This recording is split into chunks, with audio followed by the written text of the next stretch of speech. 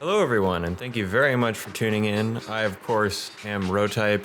Welcome back to another episode of Cedar Valley Redux, where, as you can see, I have a little bit of a time lapse just at the beginning of this episode. It's only about 10 minutes long. I went into Port McCarthy and decided to get a little bit more detailing done. So if you like the detail work, that is what these next few minutes will be.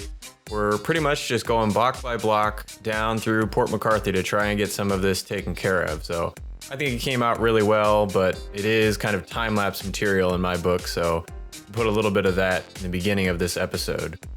You'll notice here in a little bit that I am going crazy for the Padelmo grass. I think this grass is awesome. It does really well for just kind of unkempt areas. I talked a little bit about it last episode.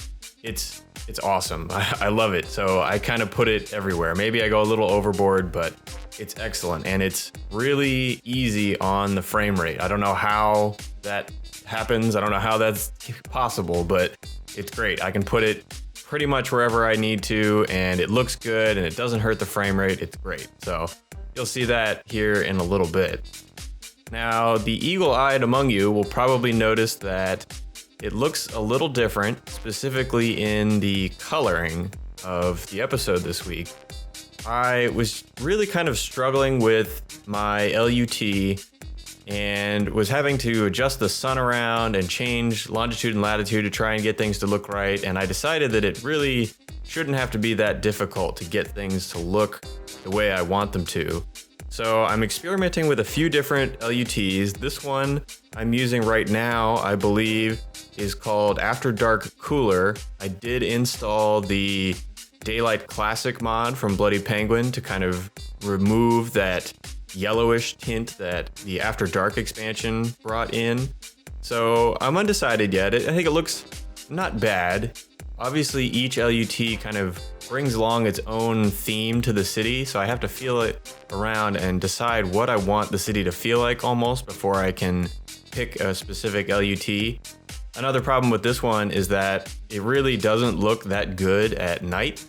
Now, I know I don't often work at night and I don't even really operate at night that often, but one thing I'm usually looking for at nighttime is for it to be really dark unless there are actual lights, man-made lights. And some of the LUTs, maybe in combination with the map theme, just look really bright at nighttime, and I really don't like them. And that's kind of what I get a little bit with this After Dark Cooler theme, or LUT I should say, is that it can be very bright at night. So I've come upon this kind of routine where when I want to take night shots or work at night to actually post new lights, build new lights, I switch to the Clarity LUT, which I don't like as much during the daytime, but at nighttime it looks really dark, and in a good way, you know, in where if you're out in the middle of nowhere, you say I go out behind the mountains and there are no man-made lights, it's dark. So I've been using that routine, but then again, I'm still switching LUTs based on what I'm up to, and really, I don't want to have to do that. So as I said, I'm still experimenting with it. Feel free to let me know if you like this LUT, if you liked the old one. I think at some point I'll go to nighttime in the time lapse briefly, and you'll see a little bit of what the nighttime looks like. Obviously, you can check out my screenshots on deviantart.com that has many, many more screenshots where you can probably take a closer look at the LUT and what it looks like. So I might even switch the LUT again before I start recording next. So feel free to let me know what you think, and just kind of be prepared for the next little while for me to be messing around with the LUTs to get it to look exactly the way I want. So with that said, I think I will leave you for the rest of this time lapse. As I said, it's not very long, and make sure you stick around because when it's over, we're gonna go into downtown and we're gonna start placing some skyscrapers and really shape the way our skyline looks. I'm excited. It's been a little bit too long. We needed to do this many episodes ago, and I just got distracted by all these other things, but now we're gonna do it. We're gonna get some skyscrapers. We're gonna build the skyline. It's gonna be great. So I will see you there in just a few minutes.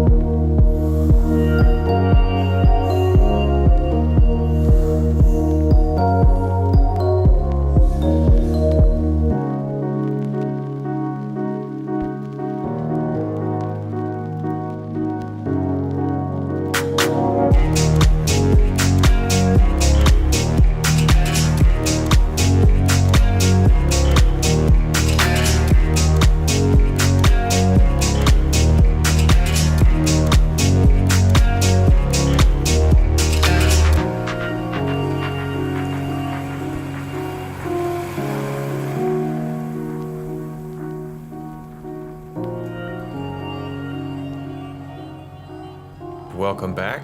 This is one of the blocks that I think came out particularly well. You can see this nice little kind of construction area flanked by just some warehouses, and I like this area as well. This came out really nicely. I'm getting the hang of using these dirt decals. Unfortunately, it looks like they pop in and out if you don't position the camera properly, but there's a good shot. You see kind of the construction area in the background. You got just piles of things and piles of cement and who knows what. I really like this asset in particular. This, I believe it's called a metallurgy workshop, but to me it just kind of looks like this rundown little, I mean, I guess it kind of looks like a metalworking. I tend to put these kind of metal I-beams near it whenever I place it somewhere, and some just kind of rusted out cars, concrete piles of junk, and I always tend to put it in kind of dirty places. I think I put it, oh, I don't know, over here somewhere. Here we go. Nope, that's not it. Oh, over here. This is the other time I used it. And again, the same kind of like really dirty, rusted out areas that I think it looks really nice. So let's go back over to what I was working on. This is conveniently a asset off the workshop, just this kind of Rego lot, and this one is as well. But I think they kind of worked nicely together, and then with this train line, again, similar to an idea back there where put the cranes up in front of the train line because I feel like that's where you're gonna use cranes. Now, let's see what else. I mean, this is all the Padelmo grass I was talking about, these many different kinds. This is a pre-existing bush, but most of these grasses are all Padelmo products, I guess I should say. And I think they're, like I said in the beginning, I think they're really cool. They came out really well. So nice to see a train come rolling in. It's a little bit long for this area, but what else did I work on? This was there, and I really wish they would use this parking lot. I might have to go in and fill that. But yeah, oh yeah, this area as well. So just a simple little, back lot area I filled in. The police get their own little area and parking lot, and then I added this little guard shack. This building is pretty cool, but it is kind of plain, so you gotta figure out what to do with it to give it a little extra, it doesn't take much, but this person is parked in the building. That's annoying. But I just gave it this little guard shack and fenced off this area to mean, you have to be allowed to enter this yard. And then just back in the yard, some containers. I've started to use these container decals that Redux has put out, because then you can leave some extra spaces open, and it becomes obvious that there are containers that are supposed to be there. So these come pretty well, and then just your basic industrial goods and stuff in the back. I have probably had this particular truck for a long time, but have never used it before, and I think it's actually pretty cool. It's kind of nice, just like an older style. Imagine some of these less packaged goods might just be shoved on the back of one of these old trucks. I think it's pretty cool. So that is what was done in the first part of the time lapse. And as you can see, as always, there's just a ton more to do. So I'll get to that, as I can. Let's hop over to what was done in the second part. And that is the road network and the train network. Now the train network, and the road network are nowhere near complete, obviously. And you can tell that I just need to finally start zoning in. I got a little ambitious, I think, with the road networks, both over here, the last episode, and over here in this episode. So we have a lot of roads with no buildings that need to be filled in. So we're going to do a little bit of that today, as I said. The only other thing I'll mention is the tracks here. I do like how this came out, this kind of sunken track, entrance to the station here. And then they just gradually come up, and I have them split into 3 because my plan, and these obviously have kinks because it's not completely done yet. But my plan is to have the one line going out this way to the exit of the city that I worked on at the very beginning of the very first episode. Kind of cool. We see a train coming in, unfortunately backwards, but let's see how many people they're bringing. Gonna let me. Oh wow, full 180 people coming. Well, that's good to see. I did like to connect it so I can have these trains moving, which is kind of a nice thing.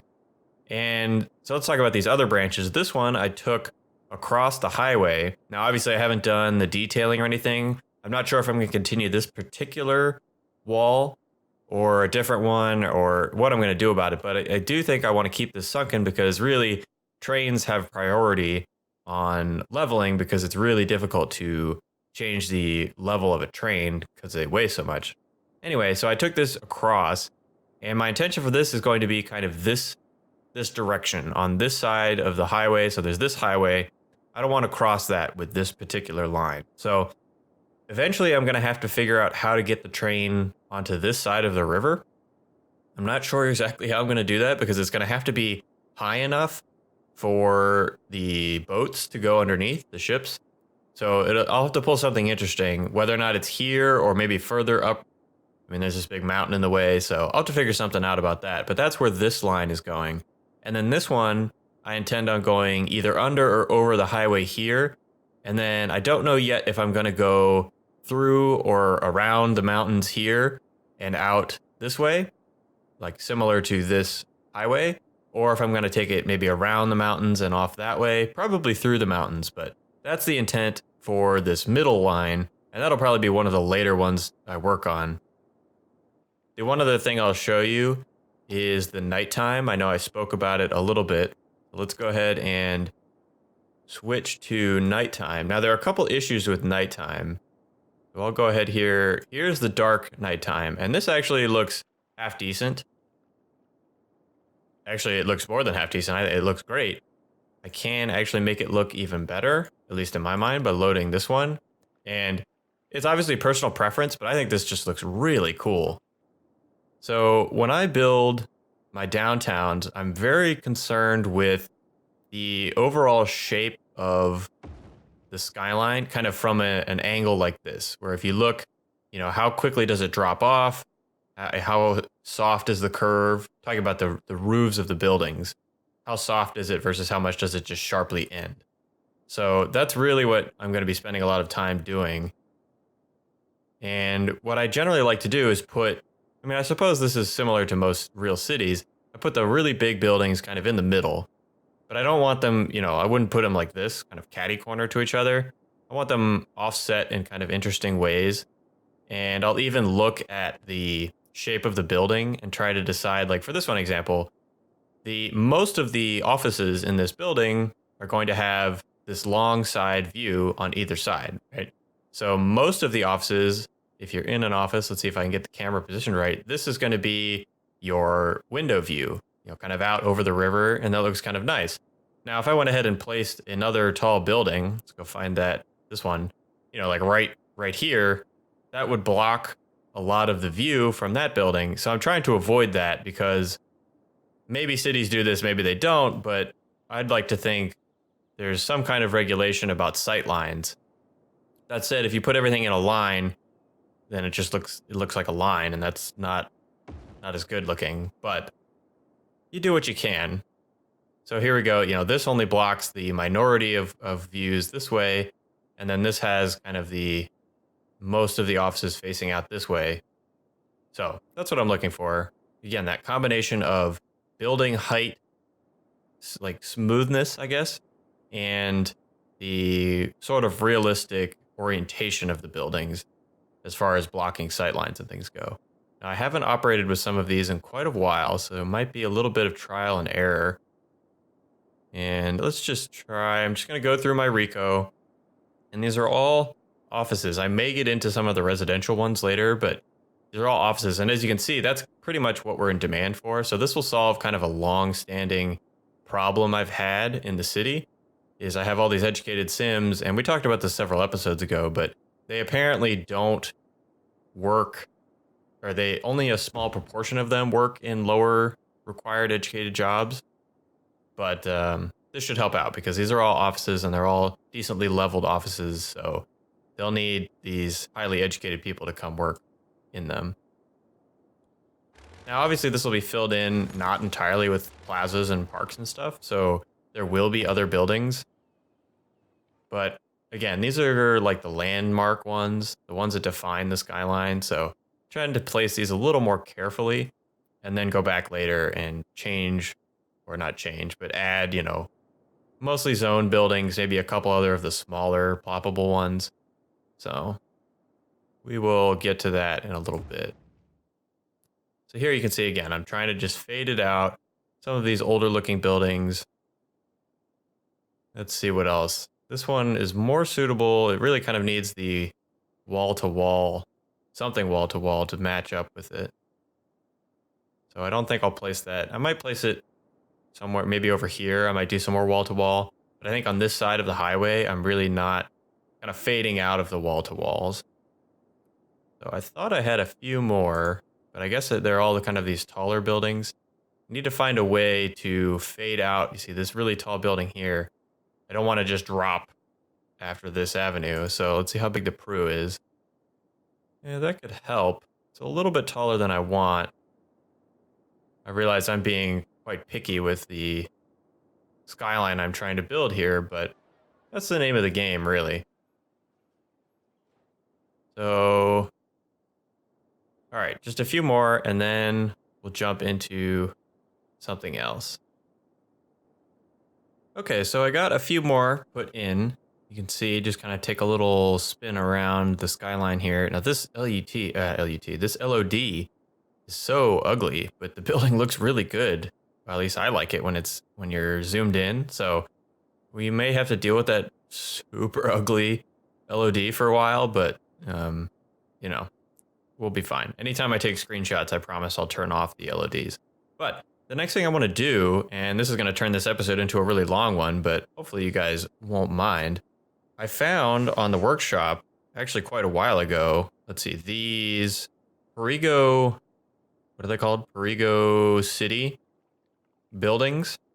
And they're pretty cool, but even more than that, they come together. They kind of belong to each other. That's not one of them. Although this is a good one. I think I've used this before. Let's stick this one in. Actually, this looks like it needs a, what's it called? Like a roundabout, an entranceway. What I'm actually going to do, let's see, how long is this block? 20? If I go in maybe 5, 6, let's go in 5. If I go in 5 and make a 5 by 5 by 5 here, 5, and then back down, I think this will look really cool. Hold on, let's find it again. Did I lose it? Is it this one? Nope. Here we go. So these are all the Rego cities I was talking about that go together. Here we go. This is what I want. And we're going to have to just anarchy it in here and then move it. But I think this will look really cool. Obviously, there's a lot of detailing needs to be done, but yeah, there we go. Now it gets like its own little entrance ramp. I can put some kind of decoration in there. And it even has bollards, so you can imagine like control who's allowed to access the entrance ramps. Yeah, there we go. I like that. That's pretty cool. So let's go back though to what I started talking about a minute ago. all of these Rego City areas, and I think these are from Korea somewhere, if I remember the asset description. And I apologize to the asset creator. I don't remember your name. Otherwise, I would give you a shout out here because these are pretty cool. And there's several of them. There's also these hobands that kind of go together, but they're a little smaller. So I might do that complex later. But I was looking at these Rego City ones, and the combination of the size of them and this area of my skyline, I think they would work really well. And I like this area.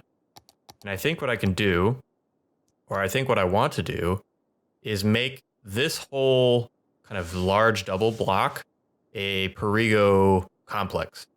And I'm even envisioning, let me just do it instead of talking about it. Let's go up 10. Now, I don't know if I want this to be this kind of regular pedestrian path, or let's go to roads, pedestrian roads. Now, I know some of these, so this, if we wanted it to be a wooden one, we could do that. I don't think I want it wooden. I don't know what this is. Boardwalk. So this is probably the same thing. Just if you want it. Yeah, so okay. Although it looks... Is it the same size? Yeah, okay, it's the same size. Now I could do this... let's turn snapping off. There we go. I can make it this kind of fancy, which actually, I don't use this often, but that might be useful. And then also we have the one with the bike lane in it, which I will definitely use at some point, but I don't think right now. This boardwalk is really cool. I've never actually looked at it that closely before. It is kind of flying, which is weird. But anyway, so yeah, I think I'll do the fancy one. But you can see how I'm imagining to have these two connected. You know, you don't necessarily have to go all the way around if you want to go from one complex to the other. Now to do that, I think I'm first going to do just, let's see, what was this? The second one there. And we'll go ahead and give it, actually, to do this, we need to turn on straight slope. And we'll go out, doesn't have to be that far. And I do want it to be elevated the whole way because sometimes it does weird things with the ground. Let's just go 4 units, maybe 5 units. Yeah. Then we'll do the same on this side. Anarchy, thank you. Now let's go back to ground and just kind of draw out. And because this is zonable, this will let me put my buildings in different places. That's unfortunate that it does that weird space, but I might be able to decorate it. Now, as far as the buildings go, let's go ahead and hop into this menu and find them again. We have this one. So I think I don't really want them facing, well, maybe I want one facing this way. I'll put it on this road. Actually, you know, I won't, because I don't really, as much as possible, I don't want the cop cars and ambulances and trash trucks driving on it. I think that'll look really weird. So I'll put it on this road, but I will also just move it out into space. And hopefully it won't complain about not being connected, but that's fine. And then this one, I want, I think, in the other orientation. Let's go to roads and wait for an autosave. There we go. So if I come down this way, I can then go back to my menu here. Fortunately, it never remembers what I had selected. So we already did that one. Now this one can be, actually, let's just bulldoze this for now. And again, I might put it over here, but then just take it up like that. Yeah, there we go. And then that leaves room for, I believe there's one more in the set. Yes, right there. And this one can be just kind of, do I want it that way? No, I think I do want it this way. And what if I put it right, let's see, I want it this orientation, but right about there. Yeah, that'll look good. So I guess here, whoops. Then yank this out. Again, I'm stretching the distance of the surfaces, but until they complain, I think we'll be all right. Now, these are parallel. I don't know how I feel about that. What if I just skewed it to some entirely different angle? Like that. That's almost asking for one more building. Maybe we'll go back to this basic one and put it... Yeah, what about here? So if I put this building here and then move this building back a little ways more and maybe up, and bulldoze this and move that later. Just kind of make this, give it a little more space. Actually, this might look, whoops, not that one. This one might look pretty nice if it's exactly the mirror. Although, is this the same exact building? No, not quite. Just looks very similar. If I put this over here like this, maybe they look part of a complex. And then I could turn this whole area into like a garden and something kind of private to these buildings. So yeah, I like that a lot. So we're going to do a little bit of final building arrangement, and then I will be back in just a second. So this is the semi-final downtown skyline. I think it came out really well. I like it a lot. The only thing I don't like are some of these LODs you can see are just really ugly. So I'll demonstrate what I can do for taking screenshots and such. I can turn on or turn off the LODs and actually turn those arrows back off as well. And you can see it fills it in really nicely. And all these buildings look pretty decent with their LODs off. So I'm going to leave them. If they looked ugly with the LODs, even without the LODs, I would get rid of them because, well, then they'd be ugly buildings. But as much as I don't like having to do this, I like keeping the buildings. Some of them look pretty nice. So the only problem with this is I am really restricted. I can't really pan around very much or my computer will, I don't know, maybe explode. So I'm going to actually turn those back on and just kind of zoom around and show you how this looks. Again, I'm after this sloping kind of skyline here, and I think it came out pretty well. The only remaining thing is if you look at it from this angle, you see how it slopes off in this direction, and then this direction it kind of just stops. So my next thing is going to be zoning in some of these fringe areas with the growables. Now I have a very tailored set of growables, so I'm not just going to get all the vanilla buildings. Some of them are in there for sure, but I also have a lot of other custom growables that look pretty good and are a little bit taller than the regular growables, even taller than this, what I call tall New York style, all these flat roofs. So I'm not going to apply this theme to this area, maybe a little bit in here to fade it in and out. But over here, I'm going to stick to the more modern buildings, and you'll see what I mean in the next few episodes when they come in. But they'll help us resolve this drop off here. It won't be so sharp. Now, what am I going to do with all of these interior spaces? A lot of them are going to be plazas and parks. They obviously would look really weird if they were all plazas and parks. So there's going to be a ton of parking, possibly more garages than actual parking lots, because this is a very urban area. And then I'm going to be selectively putting in more buildings, growables, some of them. And then I might just root around the workshop for a couple other growables that might help us out. And then after that, the next thing really to do is, I think, to get some public transit going, because this is going to be a huge influx. Most of these are office buildings, but they are a few Ploppable Rico residential, such as these, and I believe these as well. So there's a bit of work to be done, and there's going to be a bit of a traffic problem, especially as you can see, there are no highway exits. So pretty much the only way to get into this area is to take this exit here, or maybe one of the other ones and kind of go around on these surface streets. So that might be another thing that has to be done relatively soon. The other thing I'll mention before we end this episode is a little bit of my naming schemes. We'll go to my district view here, or actually just pop this up. Now, the first thing I'll mention is this station area. I went ahead and districted just the station for now, but I might expand it to the whole neighborhood. I called it Bad Nut Station. Now, I named it, it does sound kind of funny, but Bad Peanut, who I think I mentioned last episode, was the asset creator who made this station. And as I said last episode, this station is awesome, and it kind of defines the whole neighborhood. I'm going to try and stick with this theme, or at least something that works well with it. And I like to shout out the asset creators who put a ton of work into making these things. And one of the best things I can do is start naming areas after them, because, like I said, this station is the inspiration for this neighborhood.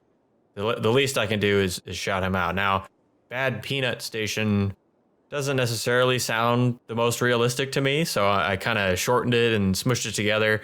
So that's the theme I'm going to be working forward with in the future. So I thought I'd shout him out there for that. And then the other thing I did over here is these Pergio, maybe, hopefully I'm not horribly mispronouncing that.